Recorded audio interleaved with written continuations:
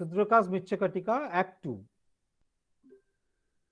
In the second act of Shudraka's Mitchakatika, we have the development of the plot as Mitchakatika of Shudraka is a prakaran. It is an invention of the poet. The plot or the vastu of the text is based on an imaginative storyline, and we have multiple characters in this text who come one by one, and we have their presence throughout. In Act 2, we have the same setting that we found earlier, and here first we have the maid coming on the scene. So maid comes and says that I am sent to my mistress Vasantasena with a message by her mother. I shall therefore enter and go near the respectful lady. So she informs what is her purpose, why is she going inside. She walks about and looks around, and then finds Vasantasena, whom she calls mistress. Here is my mistress, picturing something in the heart, that is brooding over something. I shall approach her. So then enter the lovelorn Vasantasena, seated, and also Madanika. So this is the chamber of Vasantasena, the house of Vasantasena. Vasantasena is Buddhist, and Madanika is the assistant of Vasantasena. She is also a courtesan. Vasantasena is also a courtesan. So she is in a pensive mood, and this rasa that dominates in this scene is a Shringar rasa. She is lovelorn. There is something in her heart. We know that she has, in the previous scene, met Charudatta and given the jewels for safekeeping. And now she is thinking about Charudatta. So Vasantasena says, well, girl, and then Madanika says, madam, you have not spoken anything. What do you mean by then? What did I say? You said and then. So Vasantasena knitting her eyebrows. Yes, I remember. And approaching, madam, your mother desires that you should perform your ablutions and do worship unto the gods. Vasantasena, lady, you may tell my mother that I don't bathe today, and that therefore the Brahman himself should perform the worship. As because I have not cleaned myself, so I am not fit for ablution and worship. So let the Brahman perform that ritual today. Maid says, yes, mistress. The maid goes out. So now this private chamber of Vasantasena, we have Madanika and Vasantasena engaged in a very personal conversation. And this conversation is related to Vasantasena's love story. Madanika says, my dear mistress, it is my love for you and not an officious or fault-finding nature that makes me question you what this all really means. Vasantasena says, Madanika, whom do you see me to be like? Madanika says, I should guess from your ladyship's absent-mindedness that you are at heart in love with some gentleman. Vasantasena acknowledges this, accepts this. She says, yes, you have rightly guessed. You are indeed Madanika, who is clever in judging or fathoming the heart of others. Madanika says, yes, it is most pleasing news to me. Indeed, you are obliging thereby glorious Cupid. In the original Sanskrit, this is Kamadeva. Okay, translated into Cupid. Cupid is actually the god of love in the Roman mythology. So because of the English translation and the audience, English audience, Anglophonic audience, the word used here is Cupid instead of Kamadeva. So Madanika says, it is most pleasing news to me. Indeed, you are obliging thereby glorious Cupid, who is a great occasion of joy to youth. So tell me, mistress, what prince or courtier your ladyship pays homage to? So who is that person? She wants to know. Do you think Vasantasena will confess? I hope no. Vasantasena says, girl, I wish to love and not to serve. Madanika says, is it some Brahman youth that is loved, who is distinguished for great learning? Madanika is hinting at the person named Charudatta. So is it some Brahman youth that is loved, who is distinguished for great learning? Vasantasena says, a Brahman, yeah, I should have to venerate, I should have to respect. Madanika says, or is it some young merchant grown enormously wealthy from visiting many countries? Are you in love with some merchant, some trader who has become very rich, filthy rich, visiting many countries doing business? Vasanta Sinha says, the merchant has to go to foreign lands, abandoning even his beloved, whose love for him is very great, and thus creates what intense grief that arises out of painful separation. So this kind of separation is not liked by Vasanta Sena, because a rich man will always be chasing money, and material pursuit will separate him from his beloved. So Madanika says, Madam, neither a prince, nor a courtier, nor a Brahmin, nor a merchant. Who is it then that my mistress love? Vasanta Sinha says, Girl, you went with me to the gardens of Kamadeva's temple, Cupid's temple, Kamadeva's temple. Kamadeva is the god of love in Hindu mythology. So you went with me to the gardens of Kamadeva temple? Madanika says, yes, mistress, I went with you. So Kamdeva temples are there in India, especially in Khajuraho. Khajuraho, you know, is a place in Madhya Pradesh where we have temples. Even in the Konark Sun Temple, some say that it is attributed to sun, God Sun. It is also the place where we have the celebration of Kamadeva. So we have Vasanta Sena saying that you went with me to the goddess of Kamadeva temple. Madanika says, yes, mistress, I went with you. And yet you ask as if you were a perfect stranger. Oh, I know. Is it the man who comforted you when you asked to be protected? So the same man, who is that man? Remember, it was Charudatta whom Vasanta Sena met, and it was love at first sight. So Madanika is hinting at Charudatta. Oh, I know. Is it the man who confronted you when you asked to be protected? Well, what is his name? Madanika says, why? He lives in the big merchant's quarter. Vasanta Sena says, but I asked you for his name. Madam, his name, which is most auspicious to utter, is respectful Charudatta. So Vasanta Sena is joyful. Good, Madanika, good. You have rightly guessed it. Madanika is giving an aside. So aside is a kind of device that we find in drama, where the character who is present on the stage will be uttering a dialogue that will not be heard by another character who is present on the stage. So aside is spoken aloud to the audience. So Madanika says asides, so much for that, so much for that, and then aloud. Madam, it is heard that he is very poor. Vasanta Sena says, why? That is why I love him. For a courtesan who sets her heart on a poor man is free from all blame in the eyes of the world. So through this we find the nature of love that is there between Vasanta Sena and Charudatta. So Vasanta Sena has fallen in love with Charudatta. This is a love at first sight. Okay, love at first sight. This love develops out of physical attraction, and there is no kind of material pursuit related to this. It is a kind of marriage of true mind, true heart. And Vasanta Sena is longing for him. And Vasanta Sena says that because he is poor, I love him. Because he is good person, a noble person, I love him. Not because of his wealth, I am in love with him. Because it is universally known that a courtesan, a court mistress, usually sets her eyes on a person who is rich in order to get the riches of that person. And Vasanta Sena makes it very clear that I have no eyes on the wealth of the person.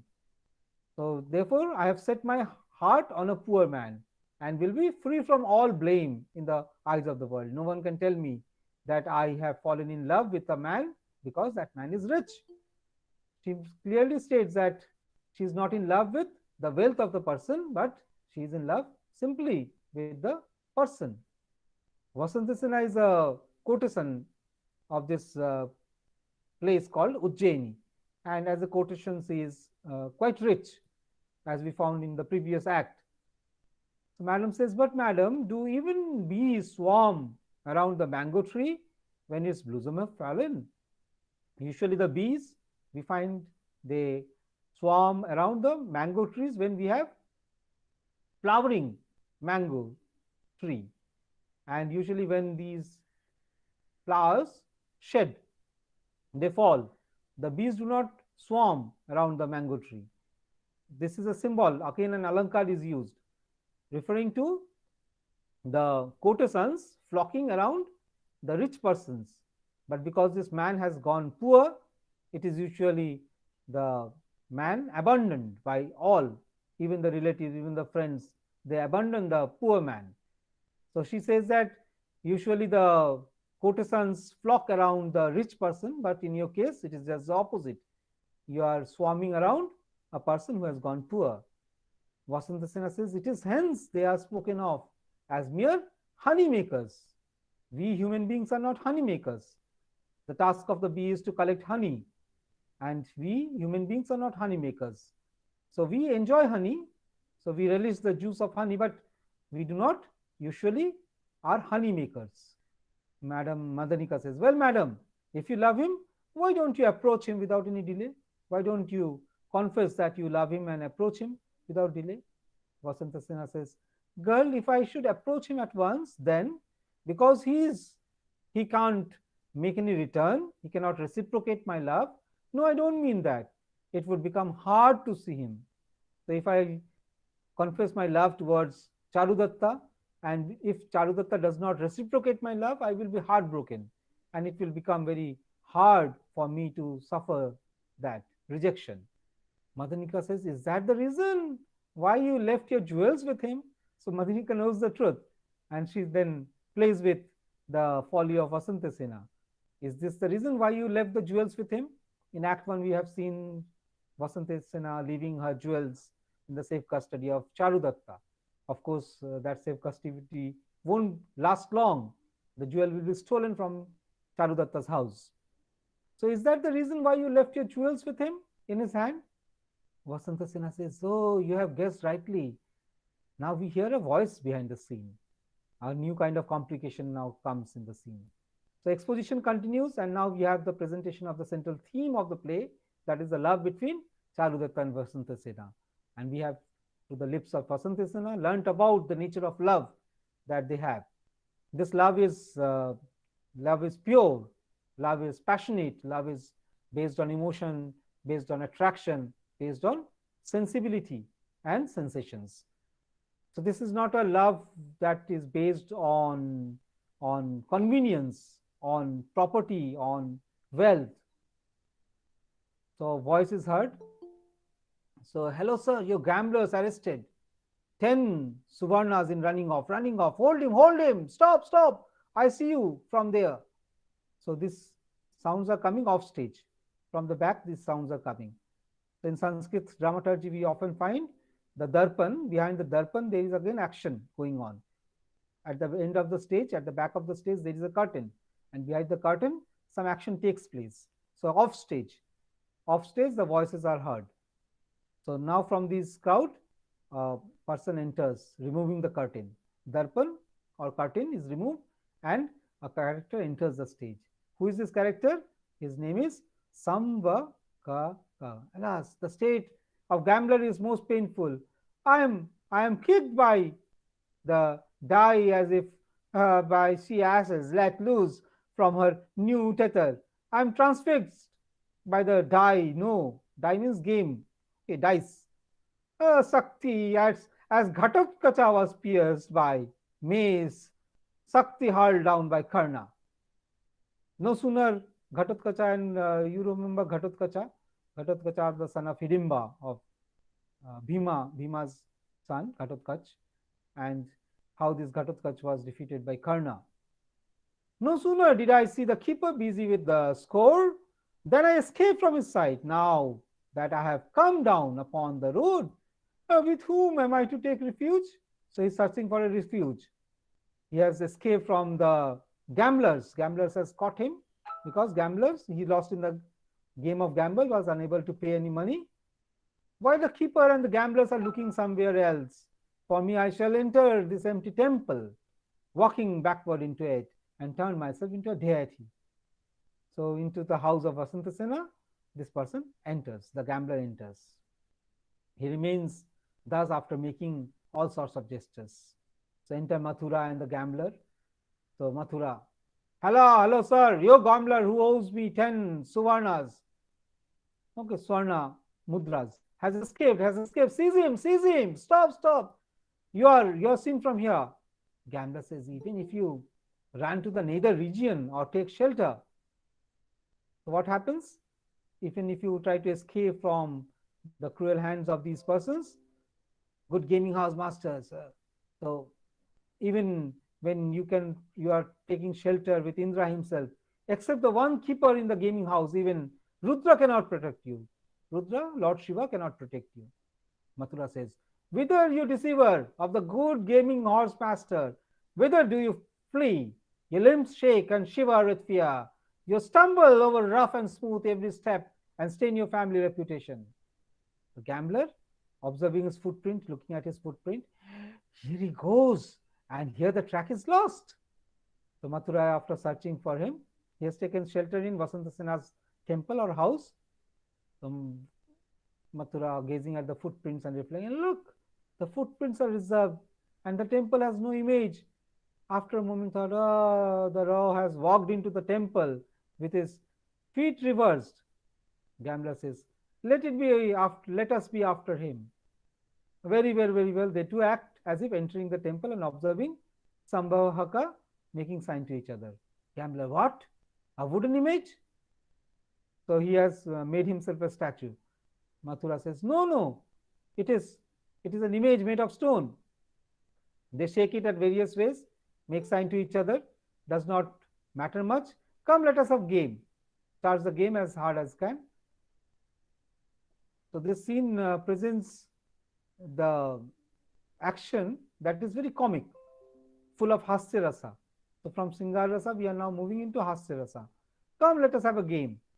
Sambhavaka, making various efforts to suppress the manifestation of desire for gambling aside. The rattling of the dice tantalizes the heart of a man who is penniless in the same way as the sound of a drum works on the heart of a king.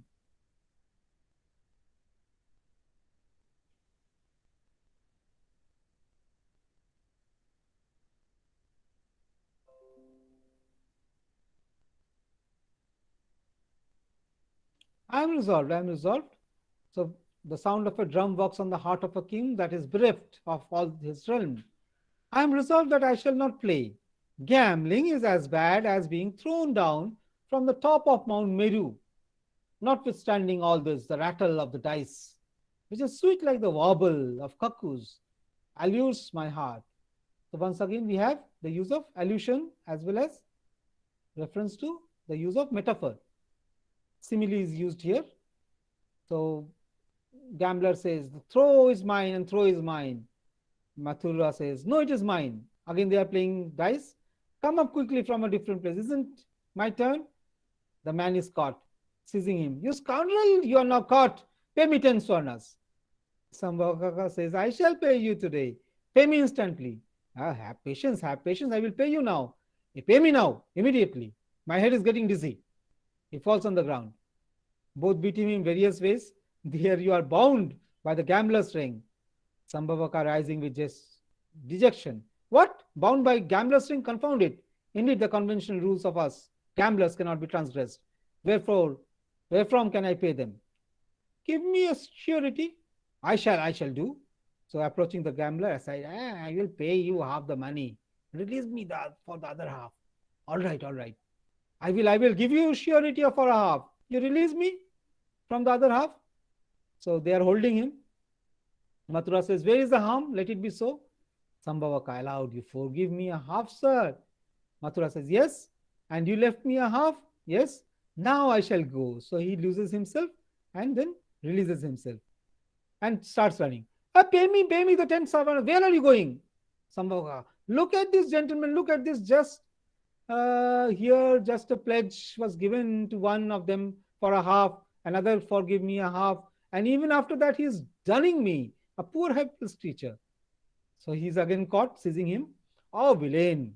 Remember, my name is Mathura, and I am clever enough. I am not to be deceived this time.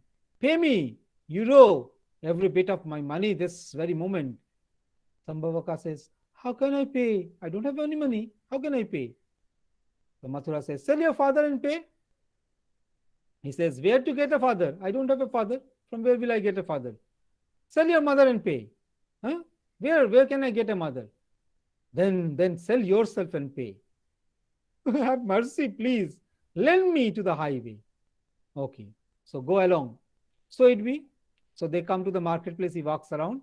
Gentlemen, gentlemen. So he stands on the marketplace and tries to sell himself to raise money. So he has lost money in his act of gambling, and now he has to pay 10 suvarnas, swarna mudras. So he has no money. Now he offers himself in the slave market. Gentlemen, buy me this gambling master for 10 suvarnas. He's looking at the skies. What do you say? Is it that you wish to know that what I can do? Ha, I can. I shall be a servant in your house. What? He has gone without even answering. Very well. Here is I shall speak to him. So he repeats the offer. Gentlemen, buy me this gambling master for 10 suvarnas. Why? This man too is gone without even taking notice of me? Ah, this is how I fare. Luckless one. Ever since Charudatta lost his fortune. Mathura again threatens, will you pay? Sambhavaka, how can I pay? Falls down on his legs. Mathura drags him about. Sambhavaka, good gentleman, protect me. Darduraka enters. Gambling is indeed a sovereignty without a throne. A gambler never minds defeat at all. He levies tribute money from all and spends it daily. Like the king, he draws revenue at the pleasure and count the opulent amongst the servant. Moreover, it is by gambling that money is won, and it is by gambling that that wife and friends are acquired. It is through gambling alone that a man gives and enjoys, and it is through gambling alone that everything is lost. Which story is this man telling? This man is reminding us of the great game of dice in the epic Mahabharata. In Mahabharata, you remember, even Draupadi is lost in the game of dice played by the Pandavas. So the same reference. So what a man achieves through gambling, that everything is lost. Besides, everything that was mine was taken away by tray. My body was passed up by the deuce, the ace, and then set me on the street. And now I go the four competing my defeat. Looking before him, here comes in this direction Mathura, our old gambling master. Well, I can't avoid him. I shall hence wrap myself in my vest. He makes various gestures and examines his cloth. This cloth is sadly indigent in thread. This cloth is further decorated with 100 holes. This cloth can't fit for wrapping oneself with, and so this cloth looks best only when it is rolled up tight. Yet after all, what could that wretched fellow, Mathura, do to me?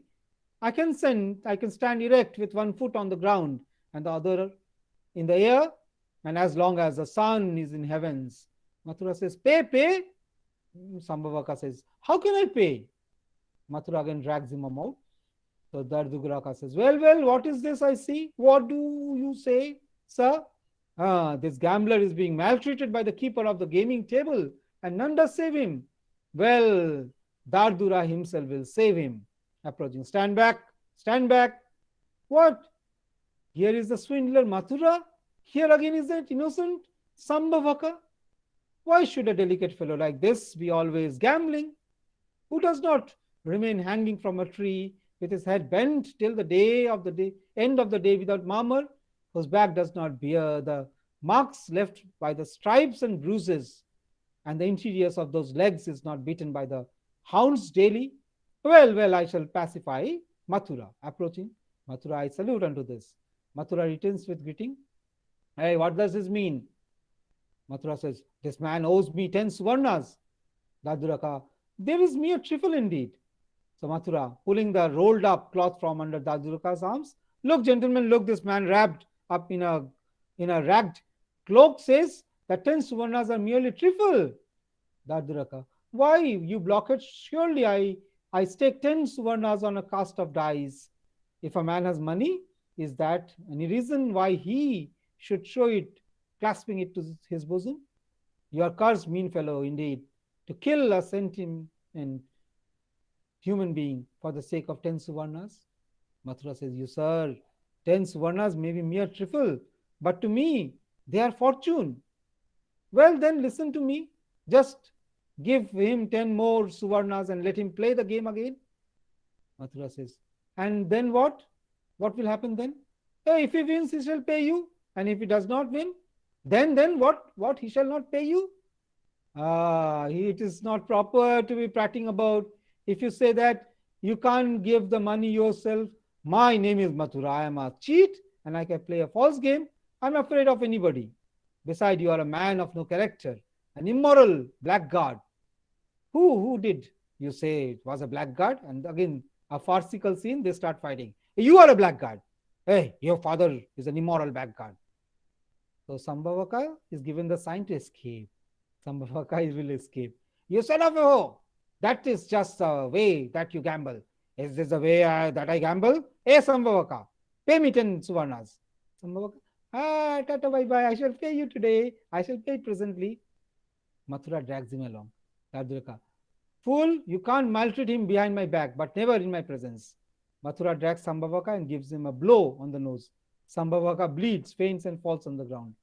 Darduraka approaches and gets between them both. Mathura then strikes Darduraka.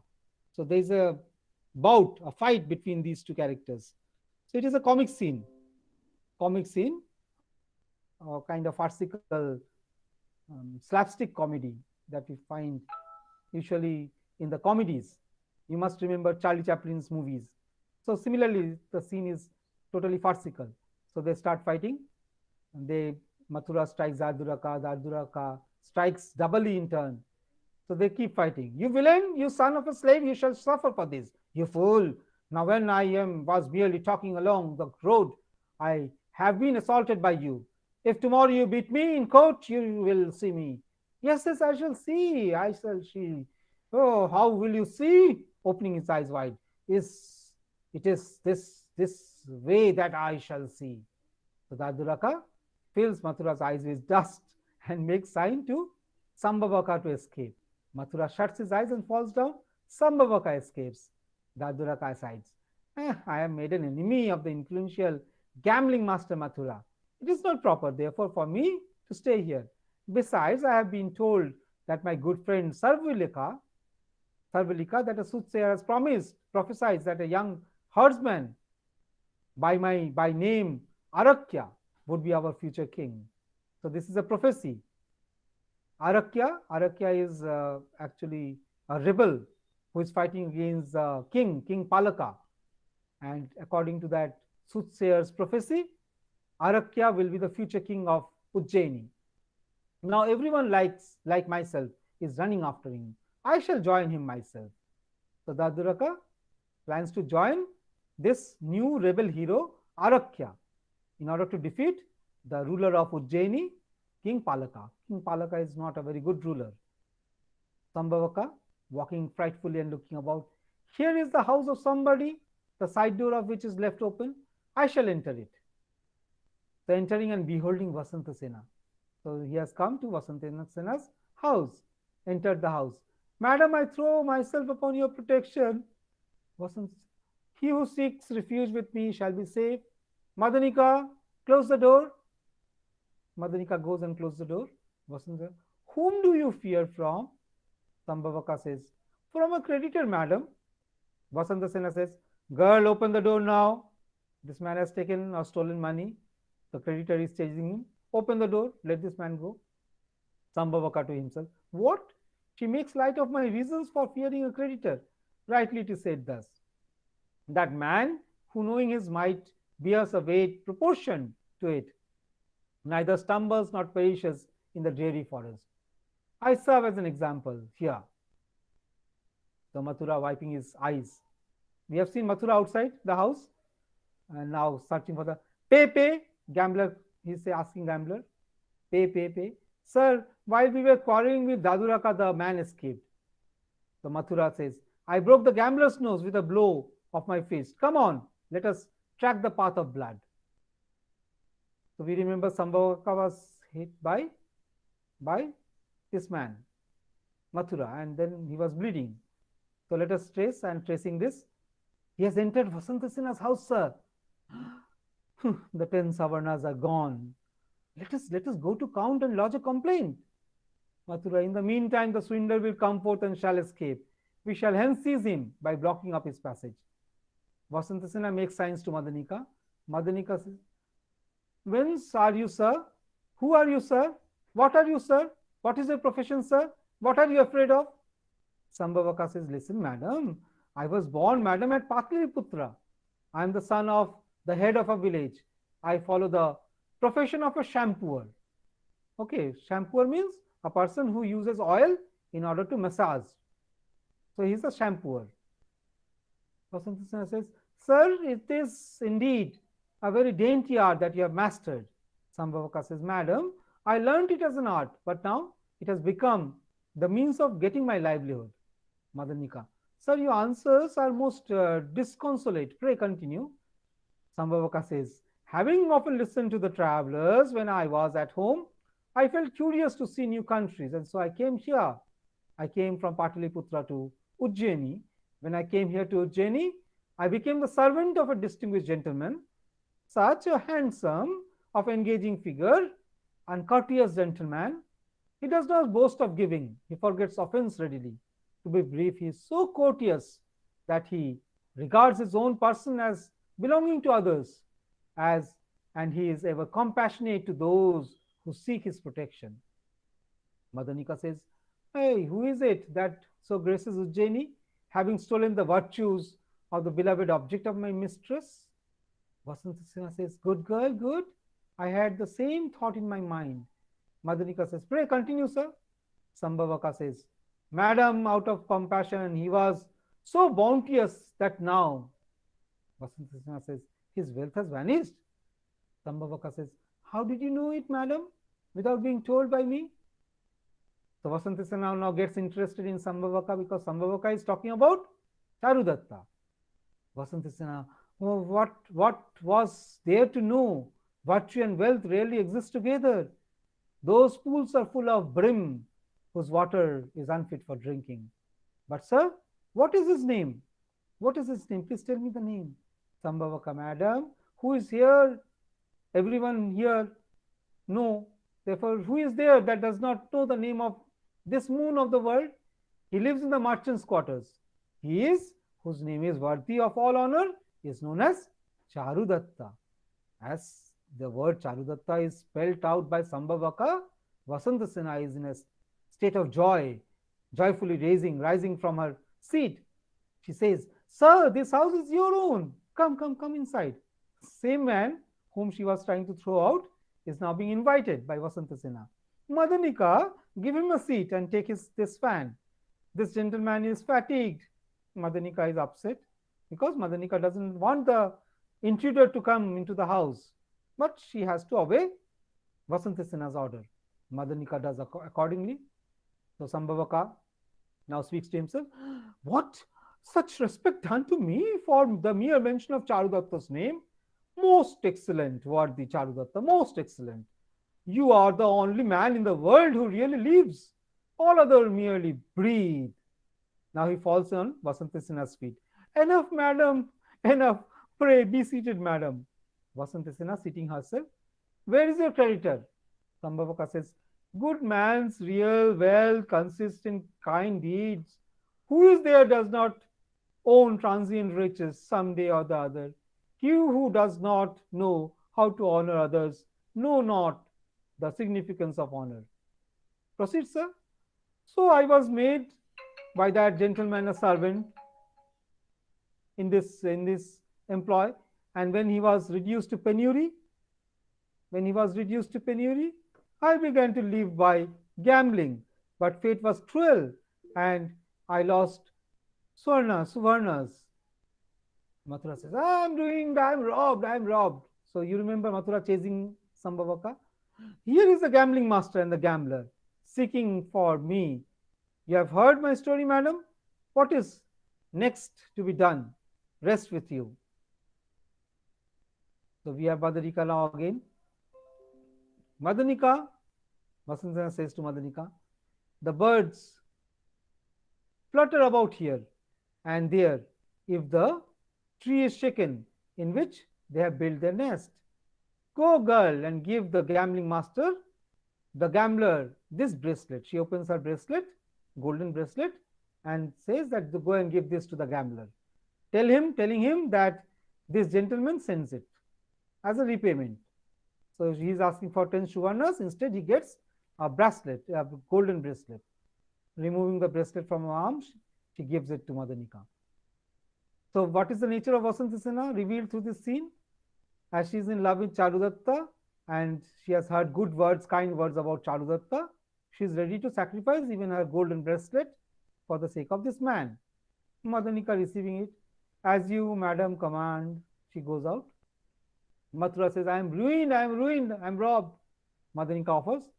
These two here are looking up to the house, are deeply sighing, are closely conferring to each other, and are moreover fixing their gaze on the door. I conclude hence that these must be the gambling master and the gambler. I salute you, sir. Mathura says, may happiness be yours.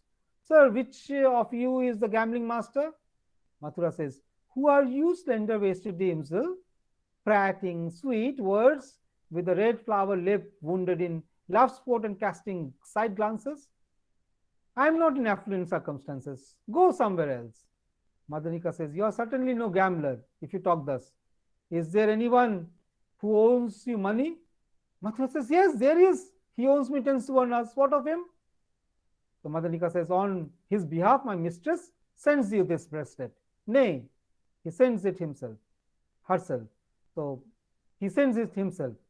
That means Sambhavaka has sent the bracelet. Mathura receiving it joyfully. Well, tell that nobly born youth, your promised pledge has been fulfilled. Please come and seek delight in gambling again. Mathura and the gambler, they exit.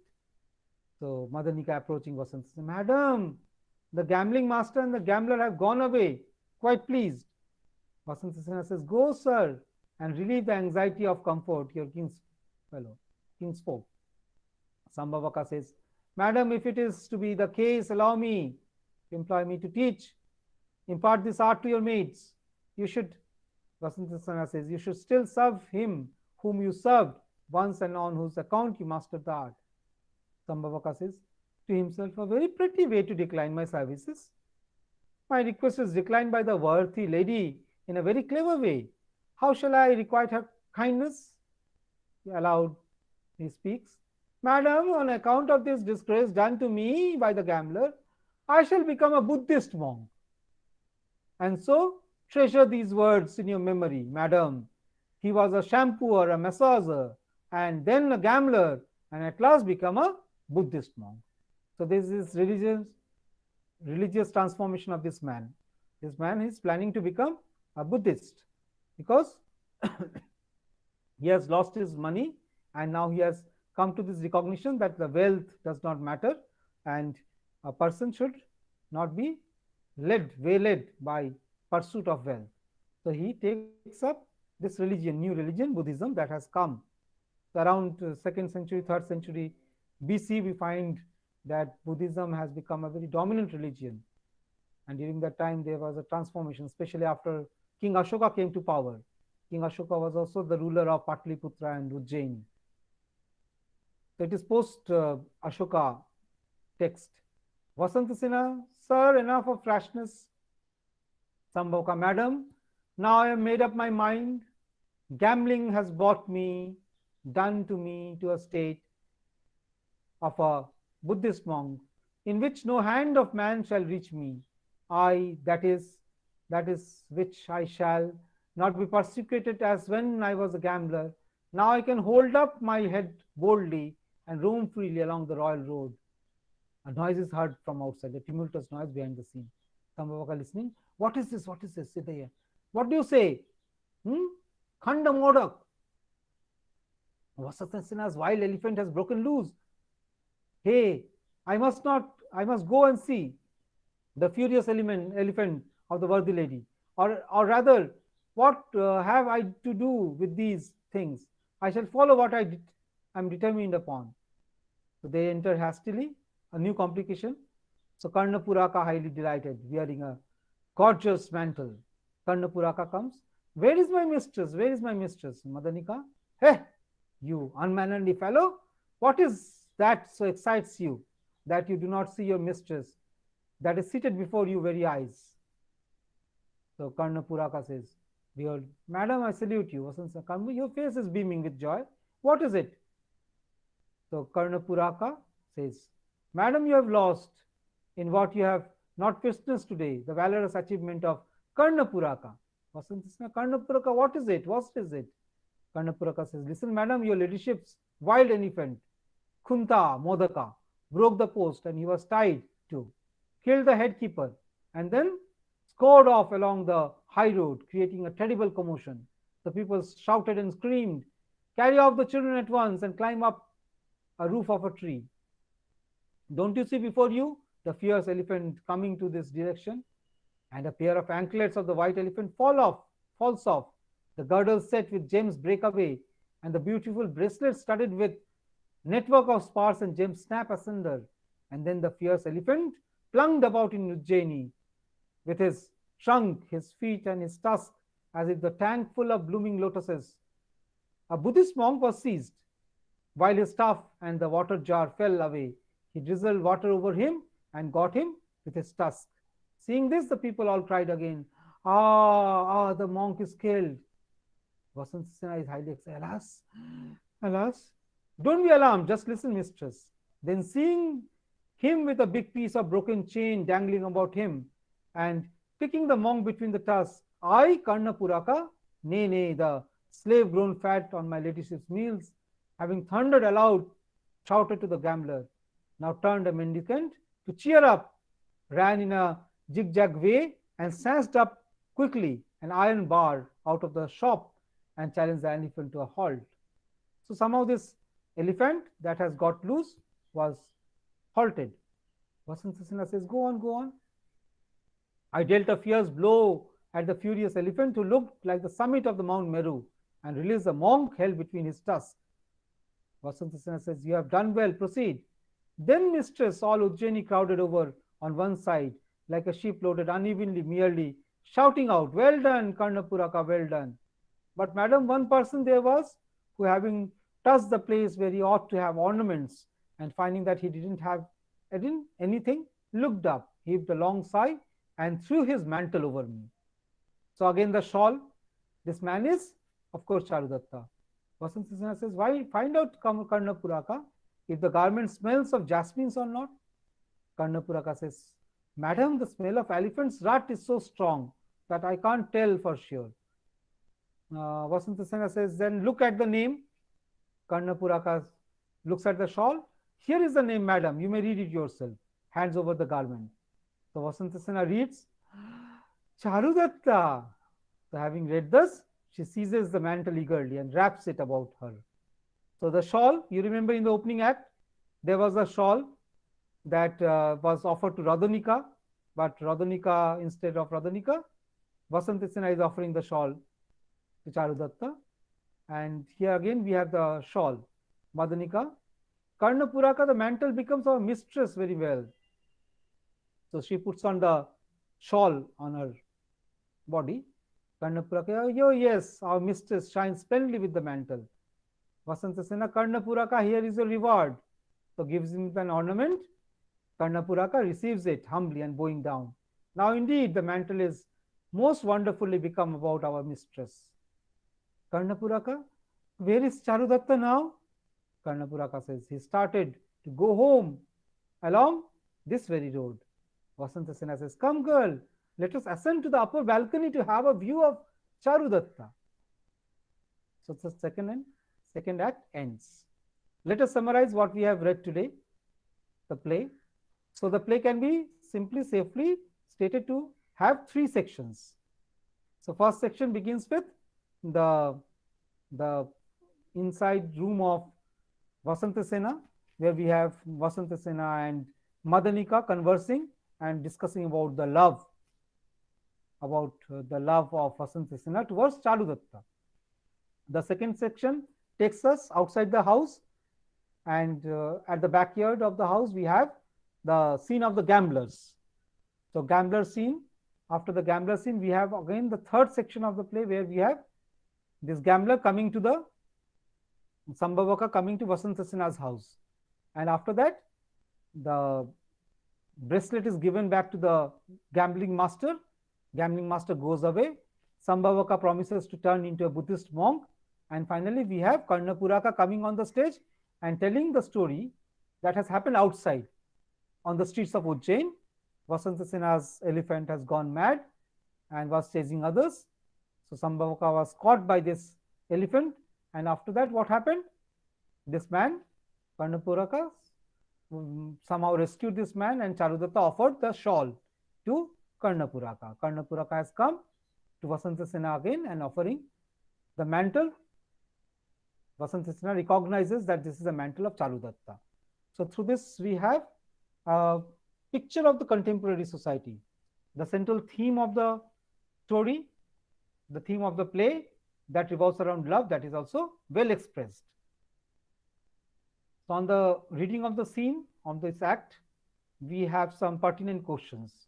So if you have any questions, you can ask, any observations you can want to make.